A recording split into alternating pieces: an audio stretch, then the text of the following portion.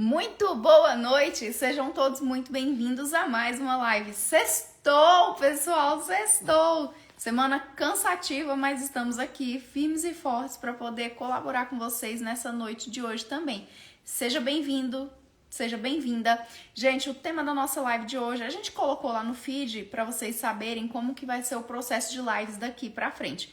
Então, depois vocês olham lá o primeiro post, a gente colocou quais são os assuntos a serem tratados na semana de forma genérica e dentro desses assuntos que a gente for tratando, nós vamos trazendo os temas de forma específica conforme o dia da semana.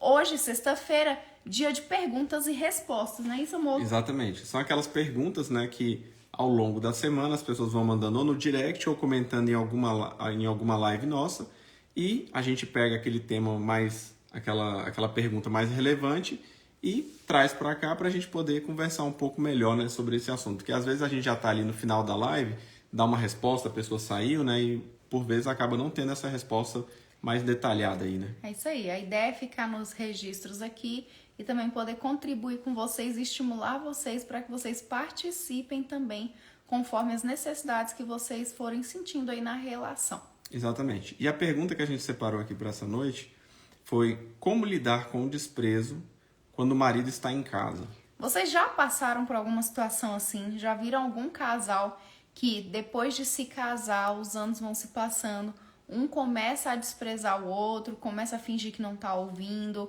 começa a fazer caras e bocas quando o outro vai falar, ignora, né, a pessoa que tá ali casada. Então isso é uma situação muito chata, prejudica a relação, vai distanciando, vai criando um muro realmente de distanciamento emocional.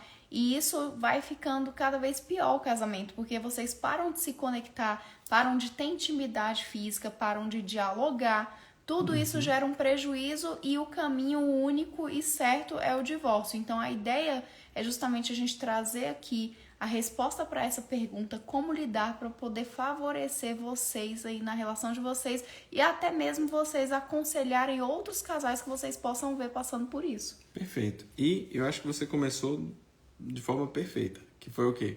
Explicando o que é basicamente o desprezo, né?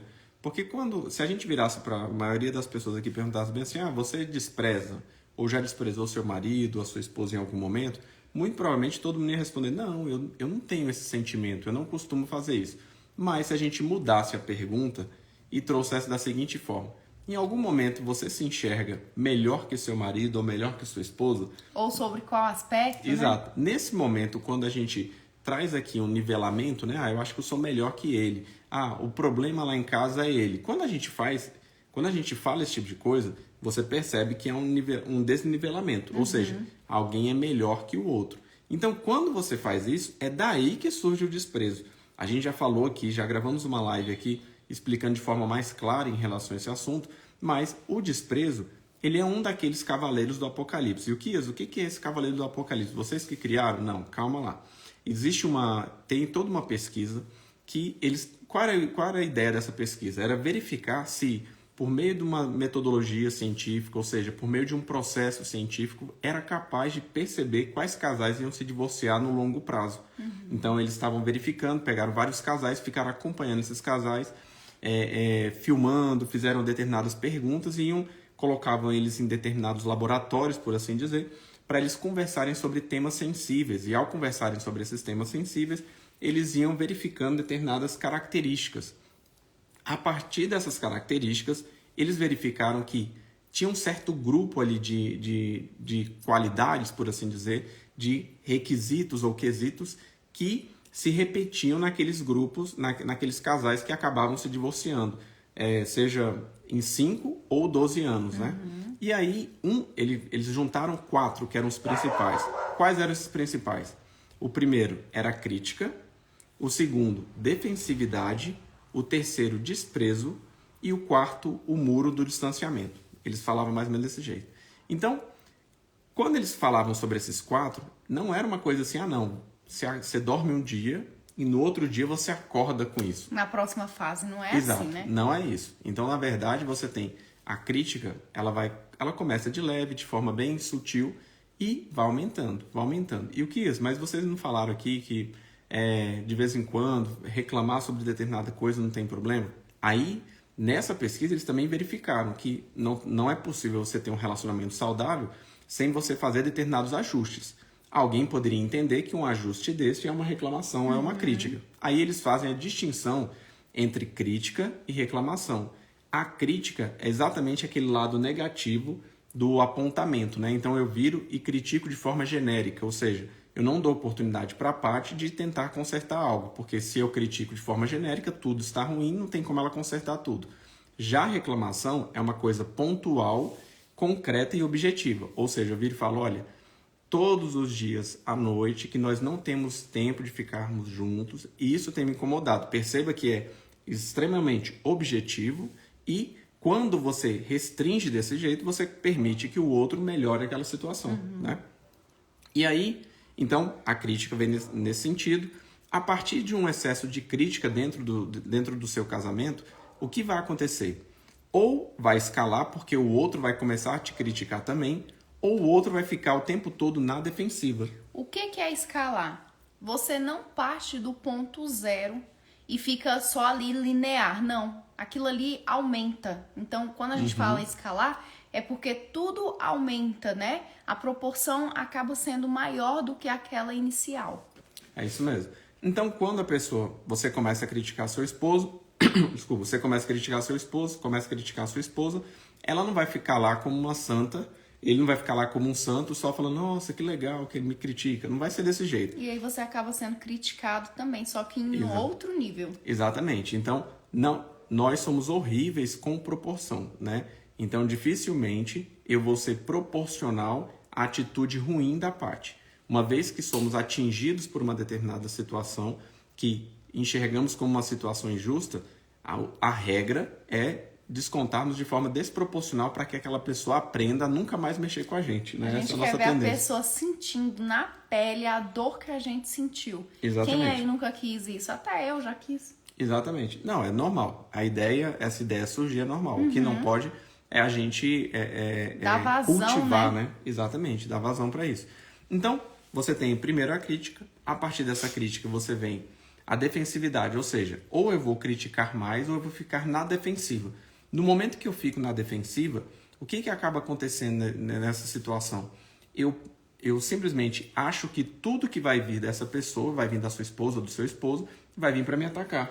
E o que é ficar na defensiva? É justamente você tentar se proteger. Então você não quer que aquela pessoa te atinja como um dia ela te atingiu, não quer ser magoada como um dia você já foi magoada, e aí você tenta se proteger. Você passa a se fechar. Exatamente.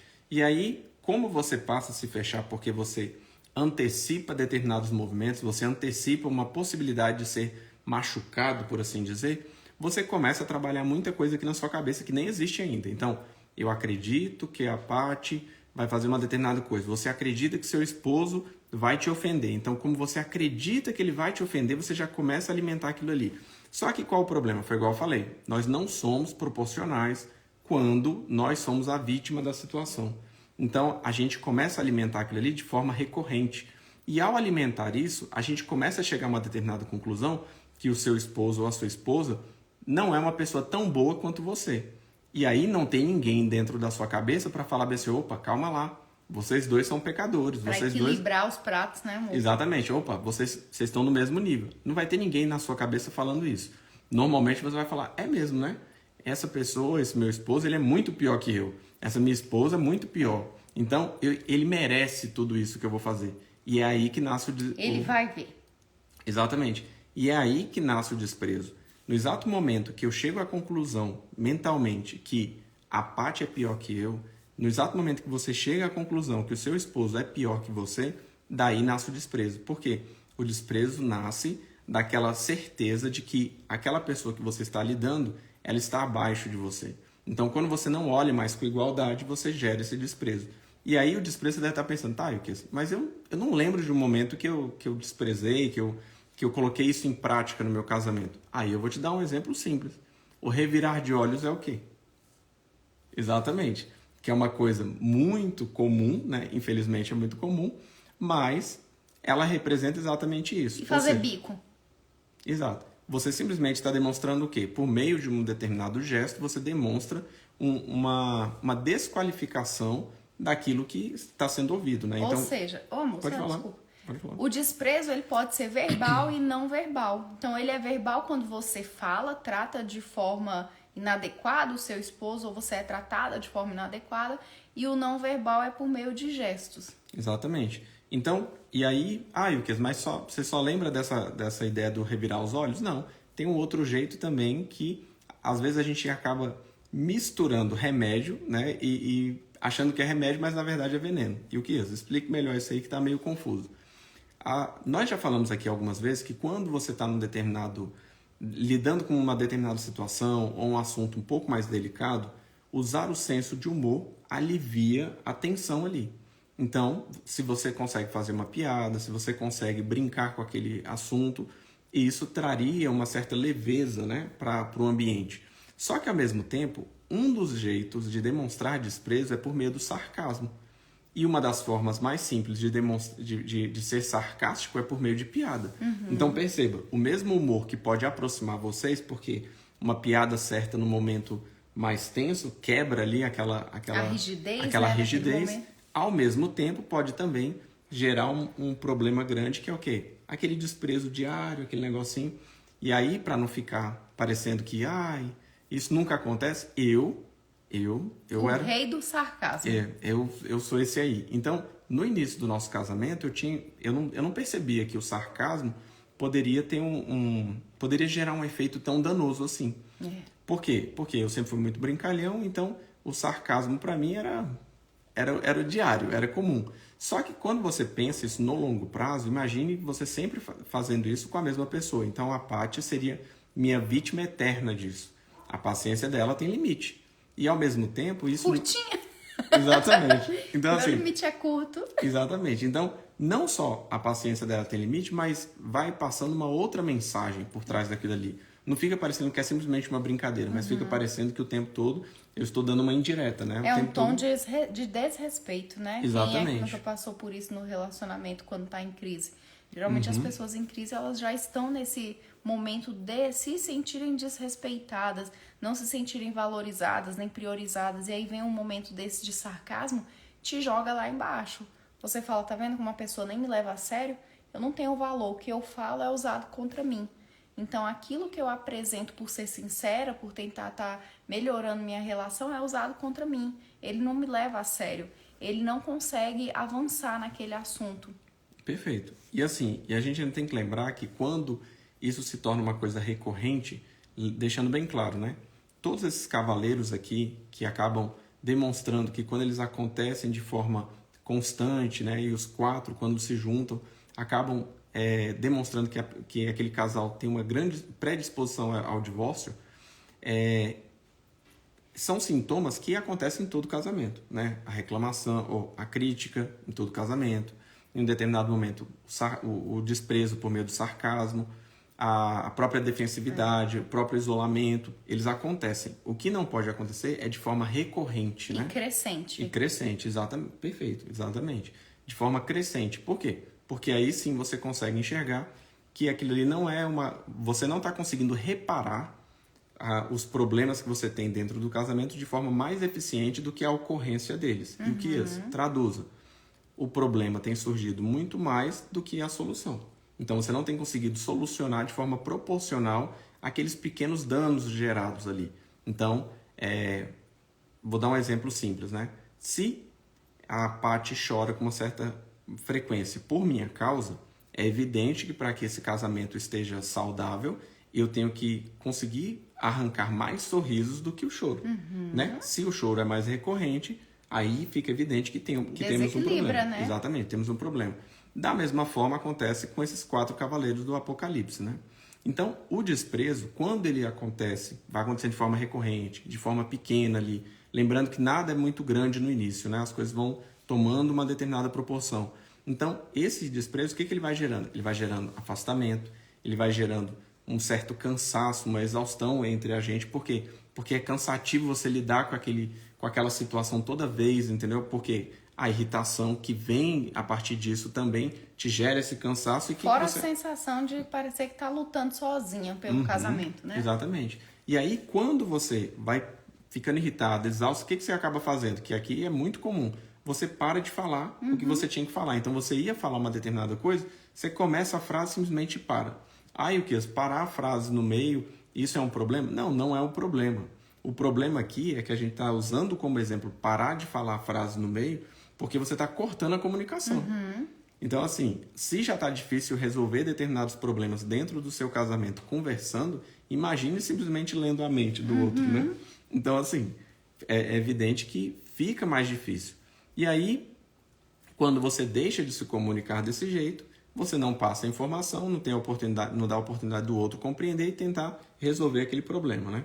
Só pra gente pontuar, pra quem chegou agora, sejam bem-vindos, muito boa noite, viu, pessoal? Ó, a gente hoje tá com a live de tema perguntas e respostas. Nós recebemos algumas perguntas no meio da semana e a gente tá desenvolvendo aqui para poder clarificar para vocês. Então, a pergunta do momento é: como lidar com desprezo com o marido dentro de casa? Eu passo pelo desprezo dentro de casa, meu marido me despreza, como que eu lido com isso? E aí a gente está mostrando para vocês todo o arsenal que tem aqui de informação para poder chegar a essa conclusão.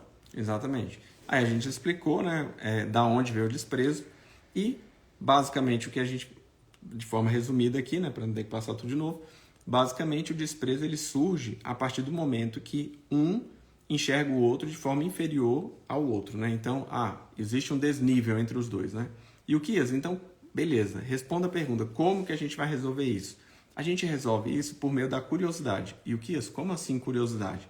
No lugar de você simplesmente tentar ir lá e falar bem assim, olha, amor, vira pro seu esposo, né, pra sua esposa e fala, ó, você não vai mais me desprezar porque isso me magoa. Infelizmente, nós não somos assim. Seria muito bom se eu tivesse uma frase mágica que ao falar essa frase, a parte simplesmente falasse, nossa, que bom que você falou isso, era só isso que faltava. Infelizmente, não é bem assim.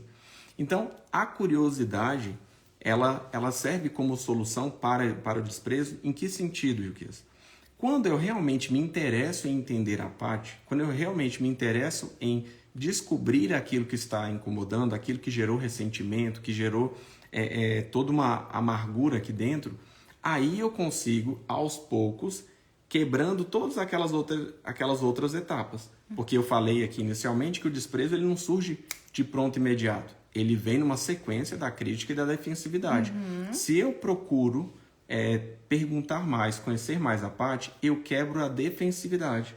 Ao quebrar a defensividade, ou seja, a parte começa a entender que pode ser que em alguns momentos, quando eu estou indo conversar com ela, não necessariamente ela vai se sentir ofendida ou ela vai ser atacada. Quando eu quebro essa defensividade, eu começo a criar de novo aquele elo de comunicação que a gente tinha na época do namoro, na época do noivado ou muitas vezes na época que você estava vivendo bem no seu casamento. Pois é, como quebrar o desprezo, né? O desprezo ele acontece justamente porque a pessoa se fecha, ela quer romper com aquele ciclo de comunicação que tinha, porque ela se sentiu magoada, vocês já escalaram o conflito de vocês para níveis, às vezes até de desrespeito, de discussões acaloradas, por vezes de brigas mesmo, e aí cada um se fecha no seu canto e aí acha que a solução é não conversar. Então não há mais diálogo dentro de casa.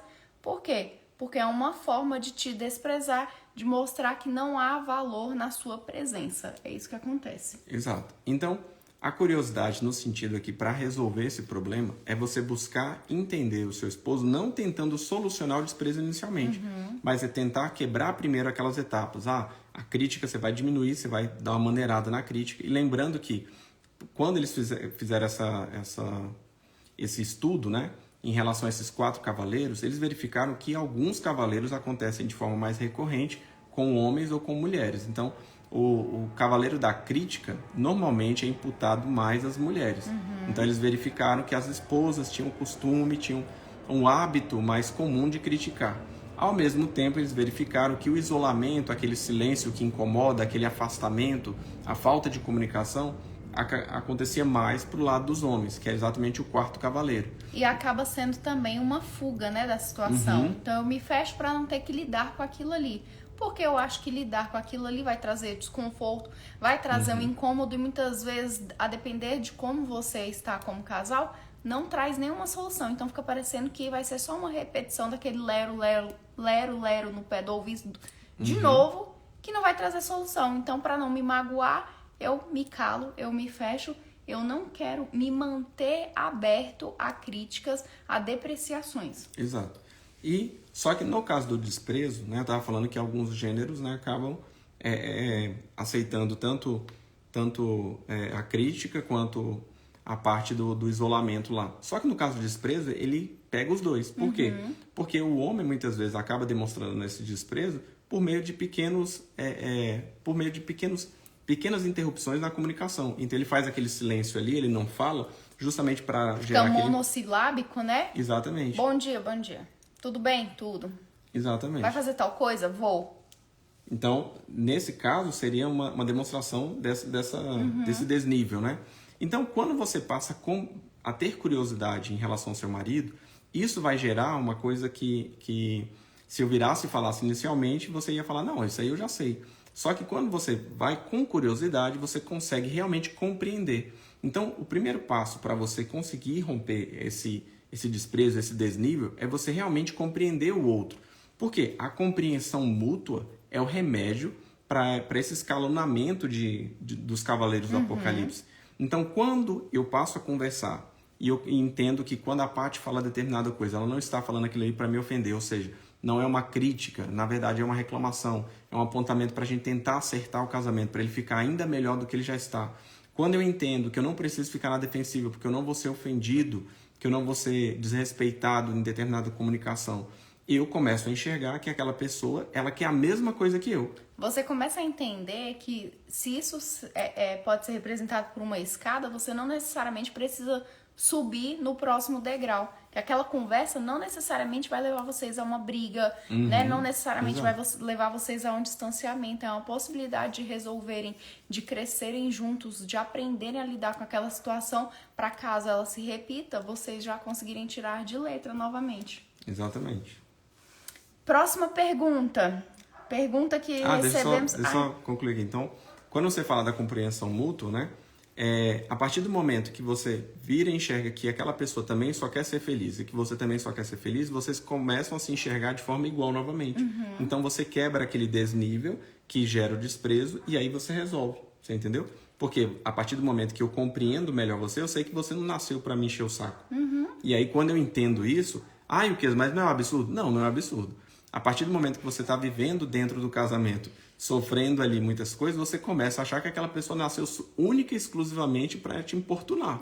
Só que aí, quando você vai conversando aos poucos, você percebe que aquela pessoa também quer ser feliz. Você percebe que dentro do seu casamento existem duas pessoas infelizes e não só uma. E aí, quando você enxerga a outra pessoa, seja na felicidade ou na infelicidade, e você vivenciando a mesma coisa, vocês acabam se enxergando como iguais. A ideia é justamente renovar esse ciclo, essa dinâmica de diálogo entre vocês para que isso não se estabeleça, para que o desprezo ele não encontre espaço na relação de vocês mais. Exato. Então, por meio da compreensão mútua, com uma curiosidade sincera, você consegue resolver isso. Qual foi a outra pergunta que nós recebemos? Como lidar com a insegurança na aparência? Mulherada, a gente passa por isso. Não tem como. A gente passa por isso, a gente ganha uns quilinhos depois que se casa. Para as mamães aí de plantão, a gente sabe que o pós-parto aí até algum tempo depois fica bem difícil, né? Você fica parecendo que o tempo inteiro está sendo exposta a outras mulheres. As redes sociais, elas não perdoam, é o povo de biquíni o tempo inteiro, é a sexualização. Às vezes, dentro da igreja da gente, a gente encontra, né, algumas irmãzinhas que, olha só, pela misericórdia mesmo. A gente sabe, a gente passa por isso, a gente quer mulher. Então, como lidar com a insegurança na aparência? Lembrando que a gente passa por todas essas transformações ao longo dos anos. Beleza, vamos lá. Vamos de forma prática aqui. Primeiro que é verdade. Porque também tem esposo que passa por isso, viu? Tem esposo que não bebe, mas tem aquela barriguinha de chope. A gente sabe que tem. Tem esposo que tem problema hormonal e que não admite, né? Tem N fatores, não é isso, amor? Sim. Mas eu acho que, no caso, as mulheres sofrem mais, né? E ainda tem o pós-pandemia, que ainda tá na nossa história, tem o pós-pandemia também. Mulherada que é dessa geração aí que passou pela pandemia, a gente ainda sente os efeitos da pandemia. Isso é verdade. Eu ainda, assim, de qualquer jeito, eu sei que o homem também tem, mas normalmente eu acho que a mulher sofre mais com essa situação, né? A cobrança é maior. A ideia da beleza, né, é muito mais ligada também ao feminino. Porque se as mulheres fossem procurar só homens bonitos para casar, né? Desastre. Tava difícil. Então, assim, o primeiro ponto é o foco, né? Quando a gente recebe uma pergunta dessa, e normalmente aqui a gente lida com casais que estão vivendo uma situação difícil, um momento de crise, e muitas vezes eles já estão considerando a separação.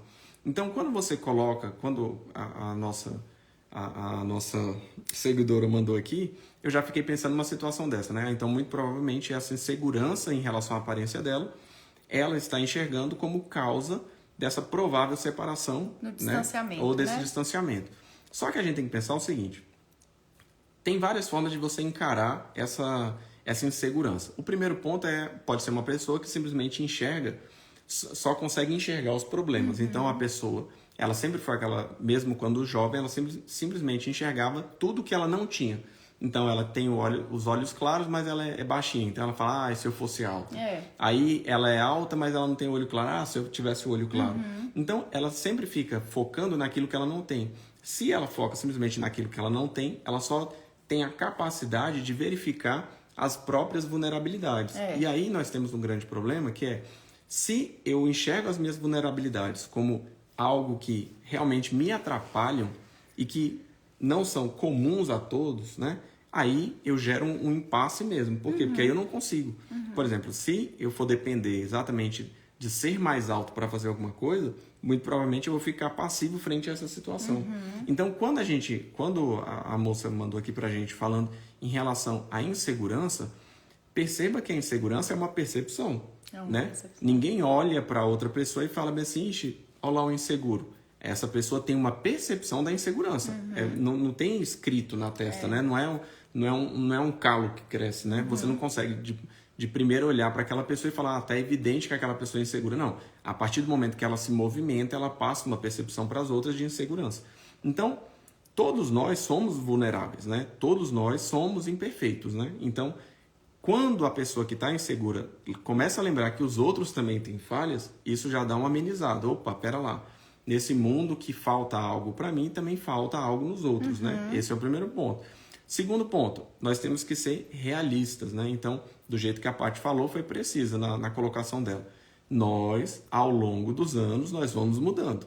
Normalmente, não mudamos do jeito que gostaríamos, infelizmente, né? Todo mundo gostaria de a cada ano estar mais bonito, mais esbelto, mais encaixado. Mais jovem. Mais jovem, mais encaixado naquele modelo que sempre planejou, né? Naquele padrão. Mas não é isso que acontece. Cabe a nós entendermos que é o processo natural da vida, né? Afinal de contas, estamos caminhando em direção à morte, né? Estamos caminhando, e para nós cristãos, quando eu falo assim, não seria uma coisa triste, né? Porque para nós é o começo, né? Uma liberdade. Uma nova vida. Exatamente. Então, sermos realistas, isso aí também nos coloca numa condição de realmente compreender o momento que a gente está vivendo. Eu mudei o meu corpo. Beleza, você mudou o seu corpo, mas em compensação você ganhou outras coisas que você não tinha. Aquela imaturidade da juventude, aquela imaturidade de outra época não deveria te pertencer mais.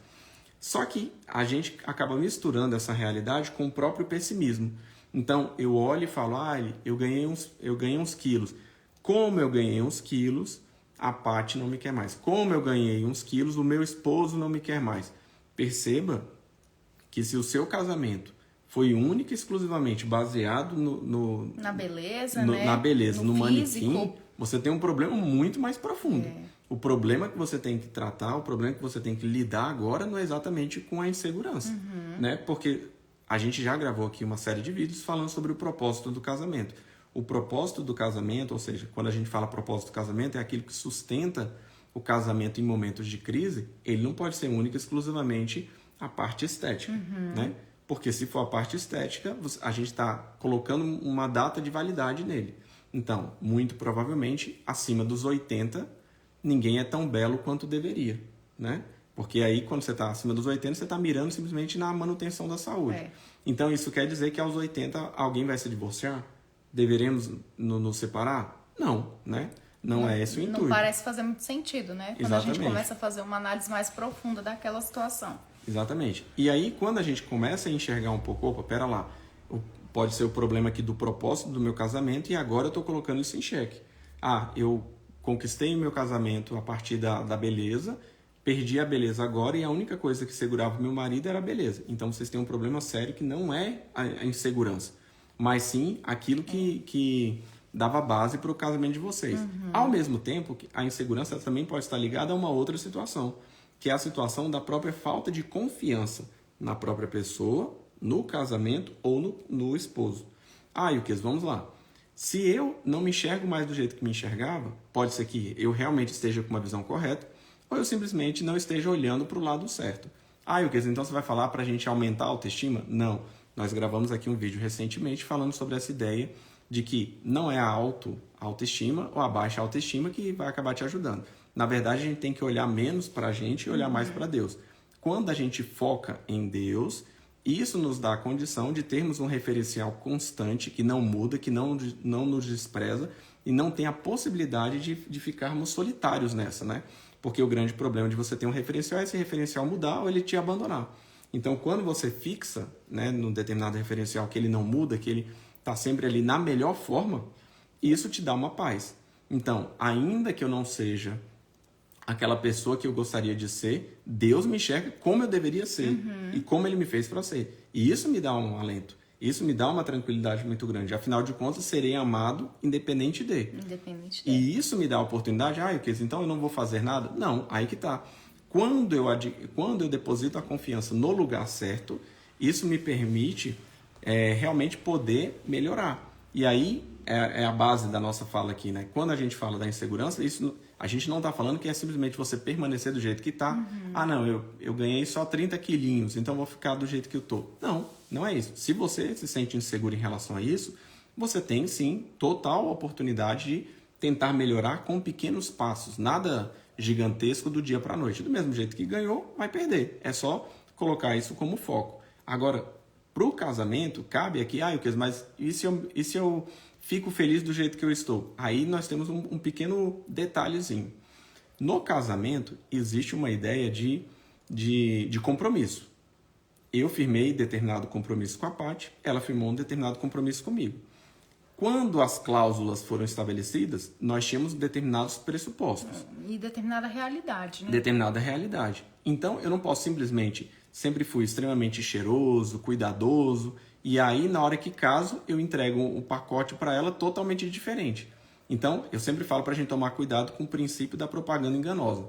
Então, a gente não precisa simplesmente desrespeitar a nossa evolução normal, né? O nosso envelhecimento gradual, mas eu também não posso simplesmente me despreocupar, ficar totalmente alheio à estética que eu inicialmente estabeleci como parâmetro, ou seja, se eu sempre arrumei o cabelo, por que eu vou deixar de arrumar o cabelo agora que casei? Não faz sentido. Inclusive, ele cortou o cabelo ontem, gente. Eu falo que ele fica sexy com o cabelo encortado. Eu gosto. Exato. Falei, ande com o cabelo cortado, meu bem, porque cabelo esvoaçado basta o meu. Até parece.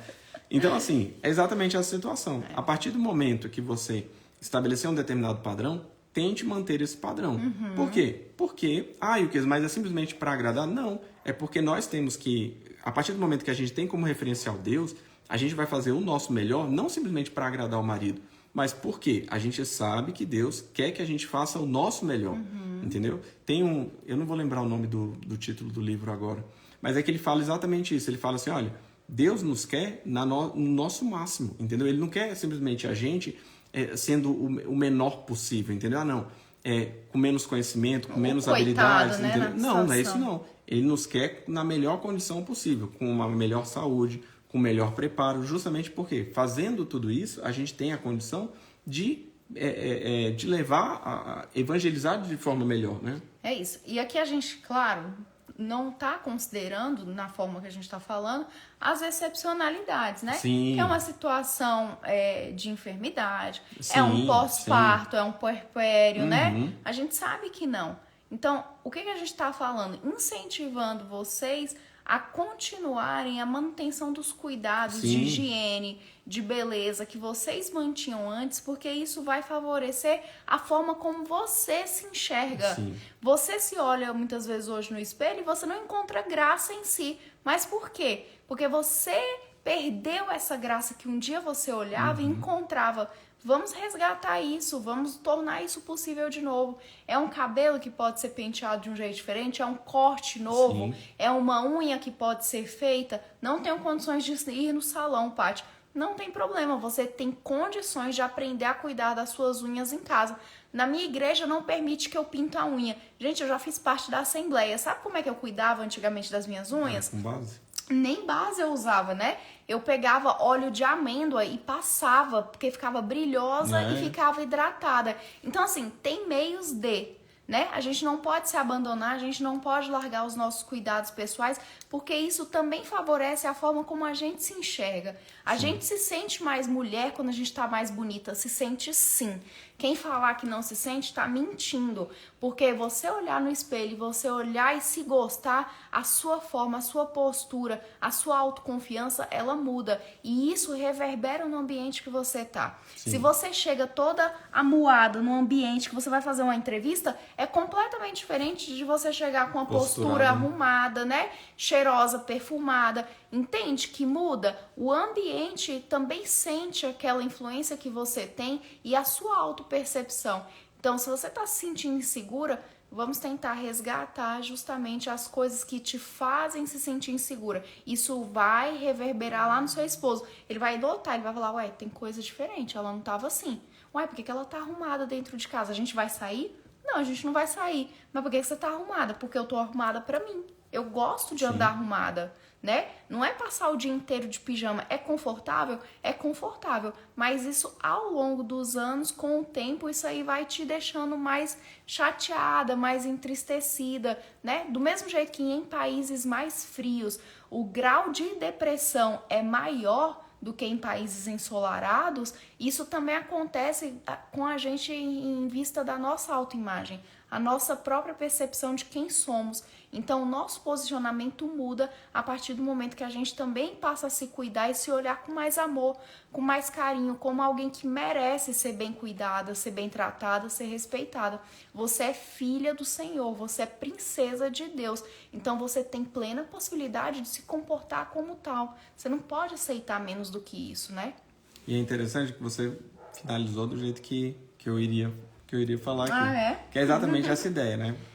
O referencial da melhora não é uma ideia de competição, não é uma ideia para garantir o relacionamento, é simplesmente por quê? Porque uma princesa, ela se veste como princesa, por quê? Porque ela é filha do rei. E é exatamente essa ideia. Então, essa insegurança, ela tem que ser resolvida não simplesmente porque eu vou ser mais bonita do que as mulheres que se apresentam no Instagram. Eu vou ser mais... eu vou cuidar mais do meu corpo do que meu marido cuida. Não, é simplesmente por quê? Porque o referencial que você tem é Deus. Esse referencial, essa filiação que ele te passou, exige de você que você seja melhor. É só isso. Então, por que você vai se olhar no espelho e vai estar melhor? Por que você vai vestir o que há de melhor? Por que você vai se cuidar? Simplesmente porque você é uma princesa. Você é filha do rei. É isso, né? Eu vou até compartilhar com vocês. Há umas 2 semanas eu tava tão cansada da rotina, do desgaste, que eu passei o dia de pijama. Mas até o pijama que eu escolhi, ele era diferente. Entende? Até o pijama ele não veio desacompanhado de um batom, de um perfume, de um óleo corporal. Não veio. Então, esses cuidados, eles fazem a diferença. Porque até para você estar confortável, tem como você estar se sentindo bem com a sua aparência, se sentindo bonita. Entendeu? Ficou claro aqui, gente, para vocês? Mais alguma coisa, Não, amor? só isso mesmo. Pessoal que chegou agora, muito boa noite, sejam bem-vindos. Toda sexta-feira é nossa live sobre perguntas e respostas que a gente recebe ao longo de semanas, ou comentários que vocês deixam aqui nas nossas lives, ou aí no nosso feed. Então, quanto mais vocês participarem, melhor vai ficando essa live, porque maiores são as possibilidades da sua pergunta ser respondida aqui por nós. Nós já estamos encerrando a nossa live hoje, sextou. Sextou nossa live e acaba por aqui, mas a gente vai deixar essa live salva para você ter acesso a esse conteúdo Compartilha com aquela sua amiga que você sabe que ela tá se sentindo amuada, insegura no casamento. Compartilha com ela, dá aquela força, né? Salva essa live para você poder assistir com seu esposo, para vocês poderem comentar os assuntos que foram tratados aqui também. E não deixem de participar da nossa live amanhã, não é isso, amor? É isso mesmo. Gente, muito boa noite, um bom descanso para vocês. Fiquem com Deus, tá bom? Até mais, pessoal. Se tiverem dúvidas, sugestões, quiserem compartilhar as histórias de vocês com a gente, podem mandar no direct e podem deixar aqui também nos comentários dessa live, tá? Acho que vai ficar salva. Um grande beijo pra vocês, fiquem com Deus e até amanhã, se Deus quiser. Tchau, tchau.